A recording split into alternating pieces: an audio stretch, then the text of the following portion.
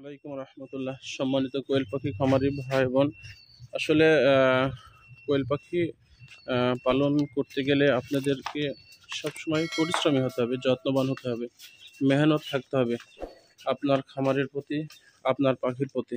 আপনি যখন আপনার খামারের প্রতি যত্নবান হবেন, তখনই আপনার দ্বারা কোয়েল পাখি পালন করা সম্ভব হয়ে যাবে।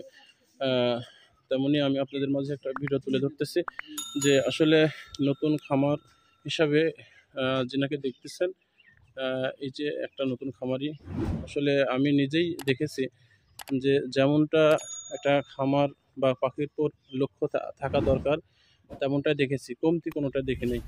আমি 2 দিন, সম্ভবত 2 দিন কি 3 দিন ওনার খামারে গিয়েছি। ছোটোখাটো যদিও খামার উনি করতেছেন, তারপরেও বড় অভিজ্ঞ এক খামারির মতোই কিন্তু ওনার প্রসেস। হয়তোবা ছোট আকারে করতেছেন, যদিও অর্থের কারণে উনি সামনের দিকে তেমন আগাতে পারছেন না, তারপরে উনি অল্প অল্প করে আগাচ্ছেন। এই যে প্রথম পাখি নিল এটা না, কিন্তু আরও পাখি ওনার খামারে রয়েছে, আমার কাছ থেকে নিয়ে গেছে। উনি আমার কাছ থেকে পাখি নিয়ে গেছে না, ওটা রাখো, ওটা ওর প্রথম। উনি আমার কাছ থেকে পাখি নিয়ে গেছে, সেই জায়গা থেকে ওনার খামারে আমি গেছি, কিন্তু ওনার খামারে আমি গেছি, গিয়ে দেখেছি যে খামারের চারপাশে দিয়ে উনি দড়ি বেঁধে রাখেন। জিজ্ঞেস করলে এই দড়িটা পেঁচিয়ে কেন রাখছেন, উনি বলেছে যে মামা, যাতে খামারের কাছাকাছি কেউ না যেতে পারে, পাখির একটু ক্ষতি আসতে পারে। আবার আমি দেখেছি যে বিশেষ করে খামারের চারপাশে দিয়ে আপনার ওই যে কিসের পাতা ঝুলিয়ে রাখে, সম্ভবত নিম পাতা ঝুলিয়ে রাখে। তাকে জিজ্ঞেস করেছি মামা এটা কেন, উনি বলেছে মামা নিম পাতা রেখেছি যাতে কারো নজর না পড়ে, পাখির দিকে যাতে খারাপ দৃষ্টি না করতে পারে, পাখির দিক যাতে পাখির কোনো ক্ষতি না হয়। তারপরে যত্ন দিক থেকে আসলে যেটা হওয়ার দরকার, করা দরকার, সেভাবে করে। আসলে সেটা ঠিক আর বেঠিক এটা ভিন্ন কথা।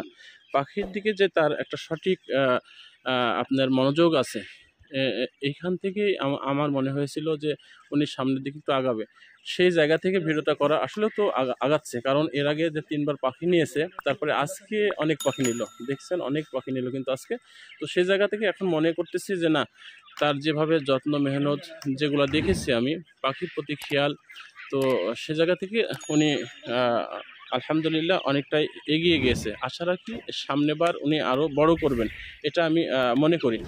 তো যাই হোক, আমি ভিডিওটা করলাম এজন্য, বা ভিডিওটা করতেছি এজন্যই যে আপনারাও যারা নতুন খামারি করবেন, সর্বপ্রথমে আপনি পাখিটা নিয়ে যাওয়ার পরে কিভাবে রাখতে হবে, ঘরখানা কিভাবে রাখতে হবে, যেমন করে আমার মামা করেছিল বলেছি, দড়ি দিয়ে চারিদিকে পেঁচিয়েছে, একটা বেড়া তো আছেই, বাউন্ডারি হিসাবে একটা দড়ি ব্যবহার করেছিল।